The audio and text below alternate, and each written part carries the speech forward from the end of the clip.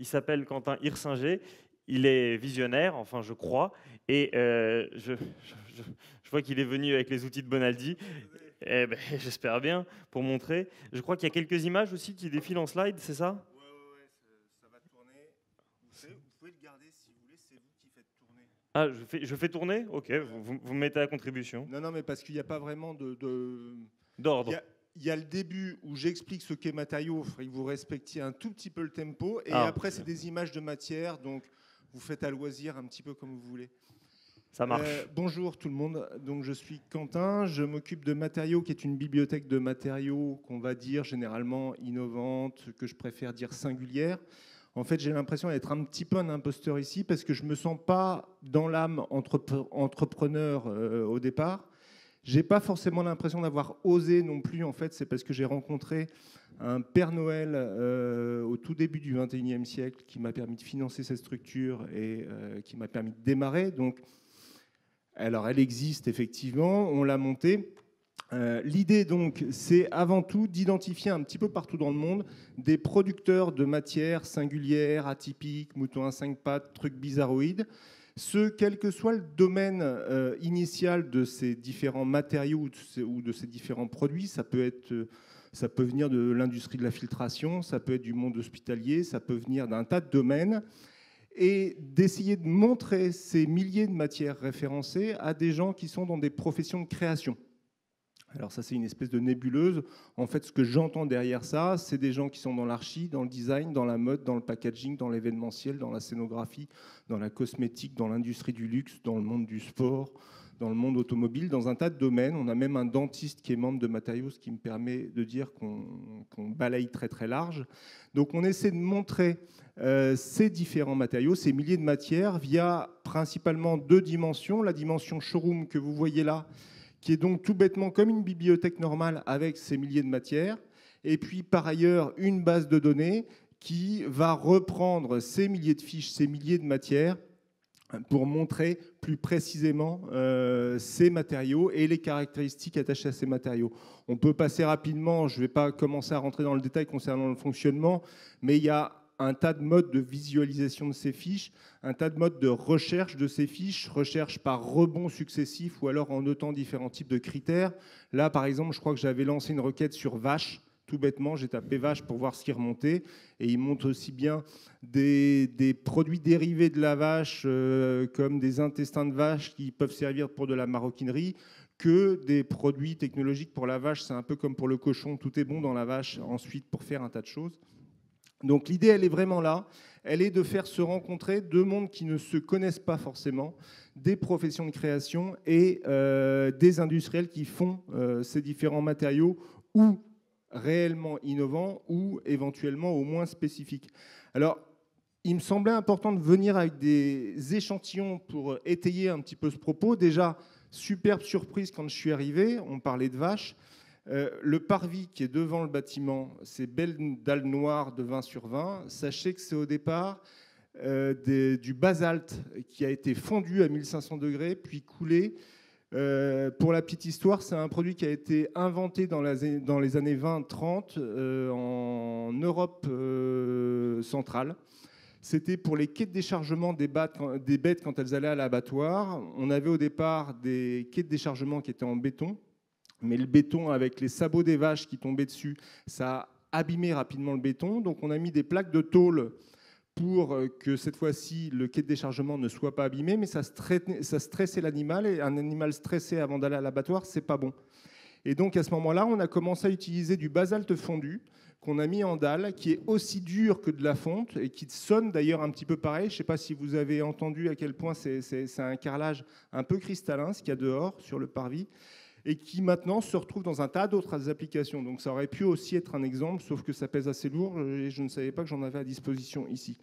Je viens avec un échantillon tout à fait basique de ce qu'on appelle un stratifié. Un stratifié, c'est ce que vous utilisez pour de l'ameublement, pour recouvrir, pour protéger un certain nombre de choses. Il faut savoir que ce type de matériau n'a pas été créé au départ pour l'ameublement. C'est un produit qui a été inventé pendant la Première Guerre mondiale. C'était à l'époque une véritable explosion de l'industrie électrique. Et on avait de plus en plus besoin d'éléments d'isolation électrique, notamment pour les tableaux. Et deux ingénieurs se sont dit, pour l'instant, on utilise comme élément d'isolation du mica. Le mica, c'est une pierre lamellaire qu'on va couper en feuilles très fines. Et ces feuilles sont ensuite d'assez bons isolants, sauf que c'est un produit naturel qui éventuellement de temps à autre a des trous. Pour isoler, c'est pas bon. En plus, c'est assez fragile, c'était assez cher. Ils se sont dit, tiens, on va prendre 2 feuilles de papier craft, on va les enduire de résine phénolique, on va en faire un sandwich, ça va nous faire des éléments isolants qui vont remplacer le Formica. Ah ouais, super, on va créer une boîte. Et d'ailleurs, on va l'appeler Formica. C'est pour remplacer le mica dans des applications industrielles, notamment d'isolation électrique. Et ce n'est que 20 ans après qu'on s'est dit, mais attendez, sur ce stratifié, qui est un très bon isolant et qui en même temps est relativement rigide et costaud, si on met un film papier décor, on peut faire du mobilier, on peut faire du recouvrement de façon générale pour l'agencement intérieur. Ça pourrait être bien qu'on s'amuse avec ce matériau qui, encore une fois, n'a pas été fait pour ça, à l'utiliser dans ces applications. Aujourd'hui, à 95%, le stratifié est fait avant tout pour quelque chose qui est un dérivé de l'activité initiale de l'industriel. C'est tout le propos de matériaux, c'est vraiment de laisser à la matière et au produit la possibilité d'être utilisé dans d'autres domaines que le domaine initial. Je suis venu avec un deuxième exemple que j'aime bien parce qu'il montre bien la fonction de matériaux, c'est des microsphères de verre. Il faut imaginer, c'est comme des tout petits ballons de football de quelques, je ne vais pas dire nanomètres parce qu'on n'est pas à cette échelle-là, mais micromètres, c'est des éléments qui sont très très légers. Moi, quand j'ai vu ça, je l'ai avant tout référencé parce que je trouvais ça marrant. C'est super léger, c'est presque liquide là-dedans. Si je mets mon doigt dedans, je ne sens pas la matière tellement elle est évanescente autour de mon doigt. Et c'est 3M qui fait ça, principalement pour l'industrie de la plasturgie. Ils vont intégrer ça dans différents polymères, différents plastiques pour changer les caractéristiques de ces plastiques. Ils vont globalement les structurer, les alléger, les durcir en surface, donc ça va apporter un certain nombre de qualités. Et puis en discutant avec les gens de chez 3M, ils m'ont dit, tiens, votre histoire de décloisonnement, de transversalité des secteurs, etc., ça nous parle complètement avec ça, parce qu'on s'est rendu compte qu'on avait 10 à 15% de nos microsphères de verre qui partaient dans l'industrie de la pisciculture. Et ils se sont dit, pourquoi la pisciculture? Parce que franchement, c'est pas fait pour ça, c'est fait pour les polymères. Donc ils ont été voir un de leurs clients piscicoles, et le gars leur a expliqué, moi j'ai des grands bassins dans lesquels j'ai l'aide des truites. Mes truites, elles grandissent, elles grossissent, tout ça c'est très bien, mais j'ai un problème, c'est que tous les 3 mois, je suis obligé de vider ces bassins et de les récurer, parce que peu à peu, l'eau devient impropre à la vie du poisson, et j'ai un taux de mortalité qui monte, c'est pas bon pour le business. Et je me suis rendu compte qu'en mettant un petit peu de microsphère de verre dans l'alimentation des poissons, les déjections des poissons flottent à la surface, et je n'ai plus qu'à racler par le haut plutôt que de m'embêter à vider le bassin. Parce que vider le bassin, c'est quand même du boulot. C'est j'enlève les poissons, je les mets dans un autre bassin, je vire ces énormes bassins, je nettoie le bassin, je remets de l'eau, je remets les poissons. Là, je racle par le haut. Alors ça peut faire peur concernant la filière agroalimentaire. Je suis d'accord avec vous. Moi, ce que j'aime bien, c'est que ça montre parfaitement la fonction de matériaux. Moi, quand je référence ça, je me dis simplement, tiens, c'est un truc que je ne connaissais pas, c'est un truc marrant, ça peut intéresser des gens. Et le rôle de matériaux, via son showroom, ses showrooms aujourd'hui, puisqu'il y en a un à Bruxelles, un à Prague, un à Bratislava, et sa base de données, c'est de dire, youhou, ça existe, et que quelqu'un dans son coin, avec ses contraintes propres, se dise, ah, tiens, ça peut correspondre à mes attentes, ça m'intéresse, qui fait ça, c'est 3M, super, je les contacte. Donc notre rôle, il est vraiment uniquement là. Autre exemple, j'ai encore combien de temps? Bon. Le Rolatube, un de mes matériaux préférés, notamment parce qu'on a eu énormément de mal à l'obtenir. C'est un matériau que j'avais référencé moi, en 2001 à un salon en Angleterre. C'est un truc assez génial. Vous allez le faire parce que j'ai le micro, ça va être dur. Au départ, ça ressemble à un rouleau de scotch, mais si jamais vous le déroulez, ça va faire... mais il faut connaître. Donc, si je le déroule, ça fait un tube rigide, assez costaud. J'ai des enfants, ils se sont tapés dessus avec, je peux vous dire que ça fait mal. C'est au départ un textile fibre de verre qui est résiné et qui fait donc ces grands tubes. Avec ces tubes-là, on peut faire des mâts éventuellement de 5 ou 10 mètres de haut. Je vais peut-être le garder si vous êtes trop long. Allez, d'accord. Cette boîte, Rollatube en Angleterre, je les ai donc vus en 2001. Je leur ai demandé quelques échantillons. Ils m'ont dit, mais c'est pour faire quoi? Je leur ai dit, j'en sais rien. Je pense simplement que ça peut intéresser certains des utilisateurs, certains des membres de Matériaux. C'est au bout de 8 ans que j'ai obtenu ça, et même pas directement. C'est en fait parce que McLaren, qui est membre de Matériaux, je leur disais, il y a un truc qui serait vachement bien pour vous, mais j'ai pas les échantillons, donc c'est eux qui les ont demandés. Ils avaient plus de crédibilité que Matériaux, donc ils nous les ont finalement rétrocédés. Mais le truc, c'est qu'au départ, donc ça, l'application unique de Rollatube, c'était de faire des espèces de grands mâts de télécommunications pour les militaires anglais. Quand ils jouaient aux cow-boys et aux Indiens dans la forêt, ils avaient besoin de grands mâts de télécommunications. Je déroulais ce truc-là sur 5 mètres. J'ai un câble métallique à l'intérieur qui fait antenne. Et une fois qu'on a fini de jouer, on réenroule le truc. Ça ne prend pas de place dans le camion. Hop, on repart à la caserne. Il a fallu donc qu'on insiste pendant 8 ans pour avoir ces échantillons et pour pouvoir les montrer à nos membres. Depuis, il y a un grand équipementier dans le sport qui envisage de faire des bâtons de ski avec ça. Marché nettement supérieur à simplement la petite application anecdotique pour les militaires anglais.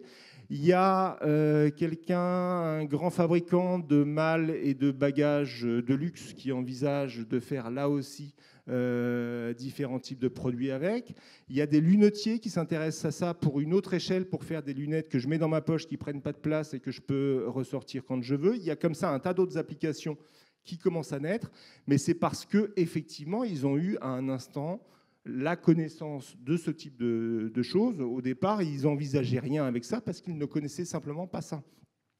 Dernier petit exemple, parce que je suis venu avec mon petit dernier, en fait.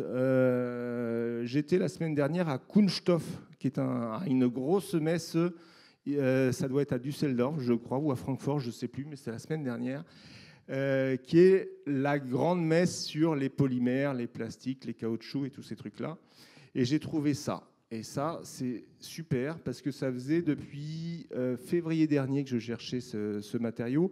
C'est en fait un polymère qui est le polymère qui a été utilisé par Adidas pour sortir ses dernières chaussures de sport, de running, qui permet d'avoir un rebond très très important. Donc c'est une mousse polymère qui a énormément de qualités qu'on n'arrivait pas à enfermer dans une seule mousse au départ. C'est très léger, c'est rebondissant. Là, il y a une moquette importante. Donc vous imaginez un petit peu si j'étais avec mes chaussures, ça serait vachement bien. C'est rebondissant, c'est très costaud. Je n'arrive pas à l'abîmer. Pourtant, on dirait presque un polystyrène, mais si jamais j'appuie comme ça, je ne le déchire absolument pas. Et on avait lancé à l'époque un concours sur le site internet pour que des gens nous disent ouais, alors ce boots là, c'est quoi en fait? Et j'ai trouvé donc cette matière à Kunststoff la semaine dernière. C'est BASF qui fait ça. Et donc notre propos maintenant, c'est de montrer ce truc-là à tout le monde pour que quelqu'un dans un domaine qui n'est pas forcément le domaine du sport commence à utiliser ce type de matière. Voilà globalement le schéma de matériaux et ce à quoi on sert. Alors, c'est quelqu'un qui, hélas, a disparu depuis. Il s'appelait Yvon Poulain et c'était en fait un industriel du plastique, initialement. Enfin non, même historiquement, c'était un petit métallier au Mureau, à côté de Paris, qui a racheté une première petite entreprise, une deuxième. Il est devenu un gros truc dans tous les sens du terme, parce qu'il était assez costaud, sympathique, jovial et assez costaud. Et il a monté en fait tout un groupe qui est devenu le numéro 1 mondial de tout ce qui est fabrication de mobilier PLV et notamment de toutes ces tabletteries plastiques pour les cosmétiques dans les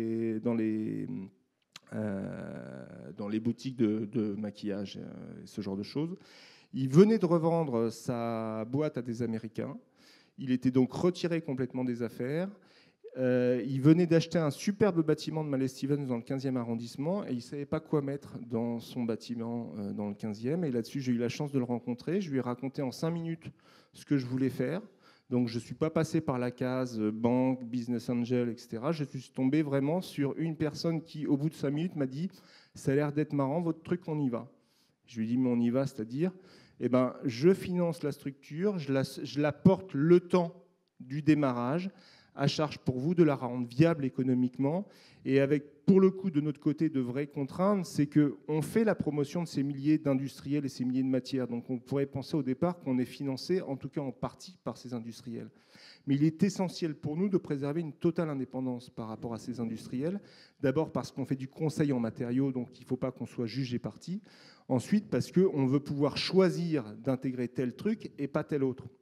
Et puis il y a un tas d'autres raisons que je pourrais aussi vous expliquer. Donc on a fait un choix qui est au départ pas évident, c'est que c'est une structure totalement privée, uniquement financée par un principe d'adhésion des utilisateurs. Donc c'est ces milliers aujourd'hui d'utilisateurs professionnels qui adhèrent à Matériaux et qui, une fois qu'ils sont membres de Matériaux, ont accès à toutes ces informations concernant ces milliers de matières.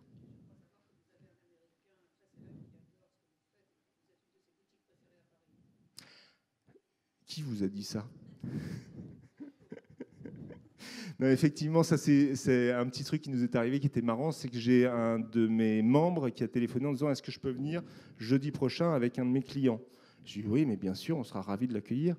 Et elle me dit oui, mais j'ai un problème, c'est qu'il faudrait qu'on privatise le showroom à ce moment-là, parce que, alors c'est pas une demande de mon client, mais ça risque de créer des problèmes. Alors, elle a insisté, parce qu'au départ, je ne voyais pas pourquoi je lui ferais ce traitement de faveur. Et puis elle m'a dit, oui, alors mon client, c'est Brad Pitt.